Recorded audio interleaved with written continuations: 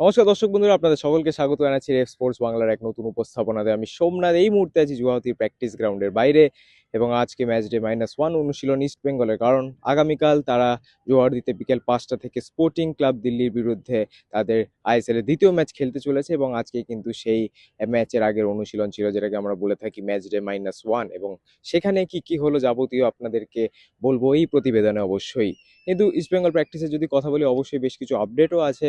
Rather নতুন player Anton সোসবার্গ তিনি কিন্তু এসছেন, পাশাপাশি রাকিব, মহেশ তাদের নিয়ে কি আপডেট আছে, তারা কি আগামীকালে ম্যাচ খেলতে পারবে, সেই সব নিয়ে অবশ্যই আপনাদেরকে বলবো। বাট অবভিয়াসলি যদি প্র্যাকটিসের কথা বলতে, তাহলে ইস্ট বেঙ্গল খুব যে হাই ইন্টেন্সিটি প্র্যাকটিস করেছে স্পোর্টিং ক্লাব দিল্লির আগে বা ম্যাচ সিচুয়েশন প্র্যাকটিস করেছে এমনটা কিন্তু নয়। ইস্ট বেঙ্গল প্র্যাকটিসটা মোটামুটি হালকাই রেখেছে এবং তাদের যে ম্যাচ প্ল্যান বা তারা যেরকম প্লেয়িং স্টাইল সেটাই কিন্তু ইস্ট বেঙ্গল সেম রাখতে পারে। এবং গত ম্যাচে যেটা দেখেছেন ইস্ট বেঙ্গল যেরকম খেলা, সেরকমই কিন্তু খেলা ইস্ট বেঙ্গল খেলতে চলেছে স্পোর্টিং ক্লাব দিল্লির ভিতরে। এবং স্পোর্টিং ক্লাব দিল্লির যদি একটু কথা বলি, তারপরে অবশ্যই আমরা প্র্যাকটিসের কথা বলবো। স্পোর্টিং ক্লাব দিল্লি কিন্তু তুলনামূলকভাবে অনেকটা বলতে পারেন যে উইকার টিম, নর্থ ইস্ট হোক, এফসি হোক, কেরাল ব্লাস্টার্স হোক, তাদের তুলনায়। অবশ্যই তাদের কয়েকটা ইন্ডিয়ান প্লেয়ার, যারা তাদের ইন্ডিয়ান কোডটা আছে, গত বছর হায়দ্রাবাদ এফসি যে ইন্ডিয়ান কোডটা ছিল সেটা অবশ্যই আছে, কিন্তু তাদের যে বিদেশিরা বা বলতে পারেন যে ইন্ডিয়ান কোডটাই কোথাও না কোথাও যে সেভাবে কি কম্পিট করতে পারবে ইস্টবেঙ্গল বা মোহনবাগানের মতো দলের বিরুদ্ধে, সেটা কিন্তু অবশ্যই একটা ধোঁয়াশা থেকে যাচ্ছে। এবং পাশাপাশি তাদের যে প্রথম ম্যাচটা ছিল ব্যাঙ্গালুরুর বিরুদ্ধে, সেখানেও কিন্তু স্পোর্টিং ক্লাব দিল্লি যে খুব একটা চান্স ক্রিয়েট করতে পেরেছে এমনটা কিন্তু নয়।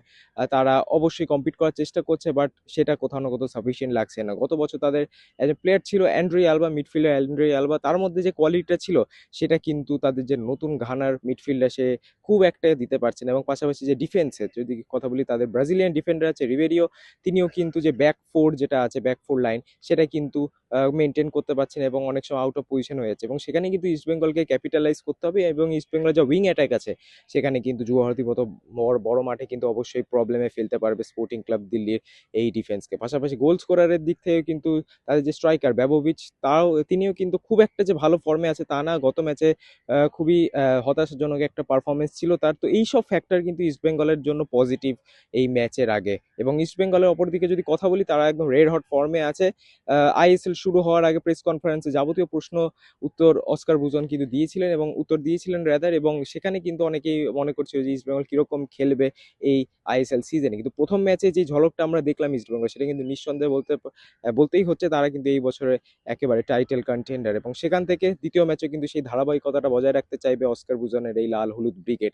এবং আজকে যদি প্র্যাকটিসের কথা বলি, প্র্যাকটিসে কি হলো সেটা যদি বলি, তাহলে অবশ্যই একটা খুশির খবর আছে আপনাদের জন্য। কালকে কিন্তু অ্যান্টন সোসবার্গ তিনি যদি খেলেন, তাহলে কিন্তু খুব একটা অবাক হওয়ার বিষয় থাকবে না। কারণ এটা এখনো পর্যন্ত আমরা জানি না যে তিনি রেজিস্টার্ড হয়েছেন কিনা। ইস্ট বেঙ্গলের যে 27 জনের স্কোয়াড ইনিশিয়ালি তারা প্রকাশিত করেছিল, সেখানে অ্যান্টন সোসবার্গের রেজিস্ট্রেশন হয়েছে কিনা সেটা কিন্তু অবশ্যই আমরা জানি না এখনো পর্যন্ত। বাট যদি হয়ে থাকে, তাহলে কিন্তু নিঃসন্দেহে তিনি কিছু মিনিটস কালকে পেতে পারেন। কারণ অ্যান্টন সোসবার্গ তিনি কিন্তু পরপর দুদিন, গতকাল যে প্র্যাকটিস ছিল সেখানে কিন্তু মূল দলের সঙ্গে অনুশীলন করেছে এবং আজকেও তিনি কিন্তু একদম মূল দলের সঙ্গেই অনুশীলন করছে। এটা তো অবশ্যই বললাম সোয়েবার্গের কথা। যদি পাশাপাশি বলতে রাকিবের কথা, তাহলে গতকাল আমরা বলছিলাম যে রাকিবের যে চোটটা আছে, মাথায় যে সেলাইটা হয়েছে, সেটা এখনো শুকায়নি বলে হয়তো অস্কার বুজন রিস্কটা নেবে না হয়তো আগামীকালের ম্যাচে। বাট রাকিবও যদি কিছু মিনিটস পায় বা অ্যাটলিস্ট বেঞ্চে থাকে, সেখানেও কিন্তু আপনারা অবাক হবেন না, কারণ রাকিবও কিন্তু আজকে মূল দলের সঙ্গে অনুশীলন করেছে। এবং যেই আপডেটটা আপনাদের খারাপ একটু হলেও লাগতে পারে, সেটা হচ্ছে নাওরেম মহেশ সিং এর আপডেট। তিনি অনুশীলনে অবশ্যই এসছেন, সাইড লাইনে তিনি মোটামুটি তার প্র্যাকটিসটা করেছেন। এবং মোস্ট অফ দ্য ফুটবলার্স আপনারা জানেন যে স্পাইক্স বা জগার পরে আসে। নাওরেম মাইস কিন্তু আজকে স্পোর্টস শু যেরকম হয়, normal sports shoe, running shoes, সেটা পরে এসেছেন। অর্থাৎ যে একদম মূল দলের সঙ্গে হাই ইন্টেন্সিটি অনুশীলন বা কোনো ফুটবল অনুশীলন, সেটা কিন্তু খুব একটা তাকে করতে দেখা গেল না। ইনফ্যাক্ট যখন ফিটনেস এবং রানিং, জগিং, সেই সব অনুশীলন, স্ট্রেচিং এগুলো করছিল, তখনও কিন্তু মহেশ একটুখানি স্ট্রেচিং করেই মাঝপথে উঠে যায় এবং মাঠের কিন্তু সাইডে গিয়ে তিনি দাঁড়ায়। তো সেখান থেকে বোঝা যাচ্ছে যে নাওরেম মহেশ সিং কিন্তু আরও বেশ কিছুদিন লাগতে পারে তার ইনজুরি থেকে রিকভার করতে। এবং মূলত এই মাসটা আমরা যদি ফেব্রুয়ারি মাসটা দেখি, আগামীকাল 21 তারিখ, এই মাসটা যদি দেখি, তাহলে হয়তো নাওরেম মহেশ সিংকে আপনারা দেখতে পারবেন না ইস্ট বেঙ্গল ম্যাচে অবশ্যই। এবং তারপরে হয়তো তিনি আস্তে আস্তে রিকভার করে। বাট তিনি যে প্র্যাকটিসে আসছেন, এটা কিন্তু পজিটিভ দিক যে তিনি তার রিকভারিতে কিন্তু আস্তে আস্তে আস্তে আস্তে কাজ করছে। তো এটাই মোটামুটি প্র্যাকটিস থেকে আজকে আপডেট। এবং আগামীকালে যদি প্লেইং ইলেভেনটা নিয়ে কথা বলি, যেটা আপনাদের সব থেকে বেশি কৌতূহল থাকার কথা, প্লেইং ইলেভেন কি হতে পারে ইস্ট বেঙ্গলের, আমার মতে প্লেইং ইলেভেনে কিন্তু খুব একটা চেঞ্জ হবে না এবং কোনো চেঞ্জ নাও হতে পারে। ইনফ্যাক্ট গোলে আপনারা প্রাপসুকান সিঙ্গিলকে দেখতে পারেন, রাইট ব্যাকে আবারও সেই দেখতে পারেন লাল চুংনুঙ্গাকে, লেফট ব্যাকে জয় গুপ্তা অবশ্যই, দুটো সেন্টার ব্যাক আনোয়ার আলী এবং জিকসন সিং। এবং এই জিকসন সিং যে খেলাটা খেলেছে গত ম্যাচে, সেটা কিন্তু নিঃসন্দেহে একটা বাড়তি আত্মবিশ্বাস যোগাবে এই প্লেয়ারকে বা মিডফিল্ডারকে, বা এখন তিনি অবশ্যই ডিফেন্ডার, তো মাল্টিপল রোলসে তিনি খেলছেন, ভার্সেটাইল প্লেয়ার এখন তিনি হয়ে গেছেন। এবং এই কনফিডেন্সটা কি তিনি ক্যারি ফরওয়ার্ড করতে পারবে, কারণ ইস্ট বেঙ্গলে কিন্তু অনেক প্রত্যাশা নিয়ে এই জিকসন সিং এসেছিলেন।